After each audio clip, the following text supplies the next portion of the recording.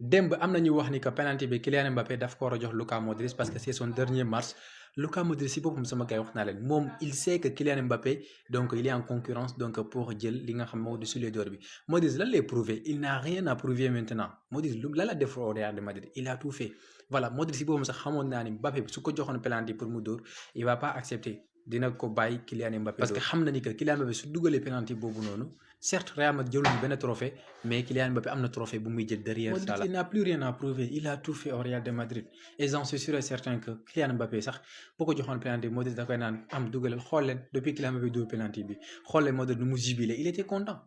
pour Kylian Mbappé voilà Modric ñaata passe décisive la jox Real ñaata but la dugal des buts exceptionnels il n'a pas besoin de marquer pour supporters yi xam ni que voilà c'est un grand joueur il est exceptionnel non il n'a pas besoin de ça il a tout fait li mu war am na ko ba pare donc Mbappé tuuram la bàyyi leen Mbappé mu dugal mu jël soulier d'or bi et il a fait donc sur le incha allah dina gagné soulier d'or bi parce que Salah dina football yaakaar moom mu dugal triplé pour égaliser su bëggee romb Kylian Mbappé nag faa mu claquer un quadruplé et là c'est impossible bàyyi leen. Faire un grand match contre l'Inter a permis aux Catalans de dire que Lamine Yamal mérite de gagner le Ballon d'Or. Et oui, si Lamine Yamal mérite de gagner le Ballon d'Or parce qu'il a fait donc un match exceptionnel contre l'Inter. Et si nous, les Madrilènes, disent que Kylian Mbappé mérite de gagner le Ballon d'Or parce qu'il est le pitié de la Liga, il va gagner donc le soulier d'or européen. Et d'ailleurs, il a gagné 2 trophées, ne l'oubliez pas, Super Coupe d'Europe et il a aussi gagné la Coupe du Monde des clubs. Et il est aussi en course pour gagner la Ligue des Nations. Ensuite, il y aura la Coupe du Monde des clubs. Donc, si Lamine Yamal mérite de gagner un Ballon d'Or, Kylian Mbappé mérite de gagner 3 Ballons d'Or. Messi sax defu ko Cristiano Ronaldo sax defuñu ko Kylian Mbappé deviendra oui parce que Mo Salah desel na ko benn match mun na laal quadruplé on sait jamais Kylian Mbappé deviendra le premier footballeur de l'histoire à remporter le soulier d'or européen si ça arrive bien sûr le soulier d'or de la Ligue des Champions daaw moo ko jël le soulier d'or de la Coupe du Monde moo ko jël Coupe du Monde 2022 voilà moom kese moo ko def. Et aussi, Kylian Mbappé a autant de buts en Liga, 31 buts là, que Yamal et Rafinha combiné. Rafinha, ak Lamine Yamal, boo boole seen but 27 là. Kylian Mbappé, moom à lui seul, il a marqué 31 buts. Ensuite, il est important de rappeler que Mbappé a fait une saison normale. Pourtant, pour quelqu'un qui ne fait pas une bonne saison, comme ça, marquer 31 buts, donc l'année prochaine, ça sera combien de buts? 62. Et aussi, Kylian Mbappé devance désormais Mo Salah donc, au nombre de buts inscrits dans les 5 grands championnats européens. Kylian Mbappé, 221 buts le double, qui 5 grands championnats. Mo Salah, 220. Mbappé dépasse Neko. Donc, Mbappé a 6 ans de moins que Salah. Il faut le préciser. Donc, pourquoi pas? Amna ñoo xamante ni peut-être ils vont pas écouter la vidéo jusqu'à la fin, mais il y a pas de problème. Mais juste pour vous dire que man daaw dama doon défendre Kylian Mbappé fii ba parfois madrilène yi sax di ma saaga naan ma way dugg na fi génn fi Mbappé n'a rien fait Mbappé day dafa commencé yàq club bi dugg na fi alors que mu doon critiquer Vinicius parfois Vinicius nu mu doon comporté aussi sur le terrain et que dama doon défendre Kylian Mbappé bii yi nga xamante ni tey jii nii bii yooyu noonu la ñuy défendre Kylian Mbappé oui il marque beaucoup de buts daaw man dama ko daan wax oui parce que Mbappé marque beaucoup de buts on m'a traité de fou waaye Mbappé dugg na fi génn fi alors que dama ko doon défendre corps et âme ma ne leen Mbappé première saison la au Real Madrid nañ ko may temps saison bi bu jeexee même bu ñu jëlul benn trophée c'est pas grave nañ ko may ba année prochaine ñu xool dans ce cas ñu juger ko et man dama koy juger sur le terrain sur ce qu'il fait ci comportement am certes day dugal y a pas de problème mais maintenant si tu marques et que ces buts que tu marques là ne servent à rien pour l'équipe quand même c'est compliqué voilà et ni may wax ci Kylian Mbappé noonu lay waxee ci Vinicius nu may dalee ci kaw Vinicius noonu laay dalee ci kaw Kylian Mbappé voilà je ne suis rien je ne suis personne man sama wax du tax mu changer dara ci ñoom mais juste on est là on donne nos avis suñu xalaat sama xalaat kese lay joxe peut-être parfois ma mer ma wax loo xamante ni waruma koo wax je suis d'accord su ma waxee loo xamante ni waruma koo wax corrigez-moi y a pas de problème mais je vois des gens qui m'insultent je vois des gens qui me traitent de tous les noms alors que li ma wax c'était peut-être sama avis là ou bien colère mer moo ma jàppoon moo tax ma wax loolu ci Kylian Mbappé les gars ma wax leen benn affaire Mbappé man bi mu nekkoon au Paris Saint-Germain sax moom bokkoon na ci joueurs yi may gën a kii foofu noonu parisien bu ñu ko daan critiquer doon wax ci Kylian Mbappé dugg na fi génn na fii dama doon défendre Kylian Mbappé di kii comment dirais pour di attaquer les pro Messi ak les pro Neymar ñu ne ma yow wéeru dugg na fi génn na fi Mbappé ak Messi ngay tëkkale dugg na fi génn na fi ma leen tëkkalewu ma leen mais Mbappé c'est l'enfant du club il a beaucoup fait certes il n'a pas été formé au PSG mais dafa teel a ñëw Paris Saint-Germain il a prouvé là-bas ñii ñu ngi soog a ñëw ils n'ont rien prouvé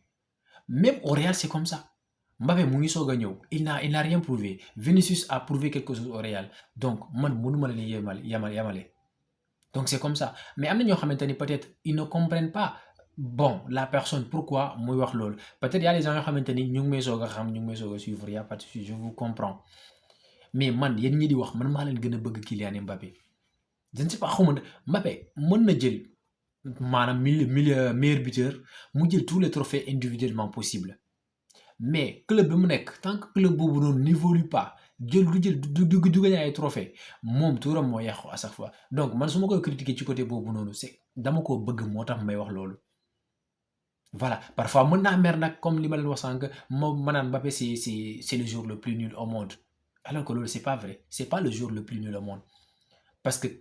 joueur bu nul du jouer au Real Madrid ça tout le monde le sait joueur bu nul du jouer comment dirais-je au PSG joueur bu nul du jël ballon d'or et coupe du monde même su fekkee jëlagul ballon d'or et bëgg naa mu jël ballon d'or j'ai envie que Kylian Mbappé gagne ballon d'or mais y a des gens yoo xamante ni ils ne comprennent pas ça man bañuma Kylian Mbappé te duma ko mës a bañ parce que de un sama club lay football pourquoi ma koy bañ pour quelles conditions pour lan mais li ma comprendre mooy bi ma doon dal ci kaw Vinicius may wax Vinicius du n'importe quoi may wax ci comportement sur le terrain tout le monde était content rares sont les gens qui me disent que non bàyyil Vinicius mais et que may def la même chose avec Kylian Mbappé là comme c'est le chouchou de tout le monde il faut pas l'attaquer il faut pas le toucher boo ko laalee ñu laal la mais bref yéen a wax dëgg yéen a am dëgg il y a pas de problème boo fekkente ne dafa am loo xamante ne wax naa ko ci mu déranger mu metti ñenn ñi je m'excuse pour ça mais juste pour vous dire que Kylian Mbappé je l'ai toujours défendu voilà surtout première saison Montréal je l'ai toujours défendu même ci penalty boobu noonu def na coow nit ñi naan pourquoi mu jël bala nu mu tëddee penalty bi lan moo doon jël ko mu jox ko Luka Modric comme dernier match Luka Modric Santiago Bernabéu day quitter club bi ma ne leen Luka Modric si boobu sax xam na ni que Kylian Mbappé il est en course pour gagner quelque chose pour gagner le soulier d'or Luka Modric si boobu sax Mbappé bu jëloon penalty bi mu ne ko am dóoral il va pas l'accepter loolu laa dama doon défendre Kylian Mbappé alors qu'il y a des gens yoo xamante il est critiqué lan moo tax jooku Luka Modric dernier match am day quitté au Real moi je le défendais on m'insultait sur ça aussi mais y a pas de problème c'est comme ça le football c'est comme ça être supporter c'est comme ça être créateur de contenu aussi c'est comme ça on ne peut pas être du même avis man mën naa wax loo xamante ni et que sama beneen morom koo xamante Real la supporter ni man il n'est pas d'accord avec moi il sera pas d'accord avec moi ci li ma wax et moi je l'accepte créateur de contenu yu bëri ñu ngi si TikTok bi di def vidéo sur le Real parfois dañuy wax loo xamante ni moi man gis naa ni que loolu du yoon wala peut-être pour man sama avis c'est pas ça mais su ma mënul indi sama comment dirais-je nan laa ko mën a waxee sax sama explication sama justification du fait que moi je suis pas d'accord avec eux du ma leen critiquer du ma leen saaga ma ñëw like sa vidéo republier dem sama yoon peut-être keneen dina gis mu contredire li nga wax indi ay argument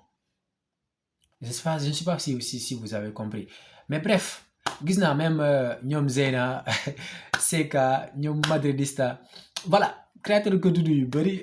kii nañ ma ci vidéo boobu noonu bi may wax naan Kylian Mbappé voilà ren yal na bu mu gagné meilleur buteur bi et là mais bref yéen a wax dëgg je m'excuse pour ça su fekkente ni dérange wax naa loo xam ne waruma ko wax maa ngi jégalu voilà les pro Mbappé je m'excuse pour ça mais je ne fais que dire que voilà li nekk ci man kese laa wax et fa ma wax mu génn moi je suis comme ça su ma amee lu ma bëgg a wax dama koy wax après voilà peut-être que conséquence mën na dal sama kaw je peux avoir quelque chose d'autre y a pas de problème mais je suis comme ça donc c'était ça pour juste pour éclairer leen li xew man sama diggante ak Kylian Mbappé c'était ça mes rêves de plus donc di leen jaajëfal bu baax a baax xam naa du bëri ñoo xamante ne nañ déglu vidéo jusqu'à la fin mais bu fekkee ne déglu nga vidéo ba fii bindal ma ci commentaire yi Mbappé is the best loolu kese laa soxla wasalaam mais ça ne changera pas du fait que bu defee un mauvais match du ma ko critiquer non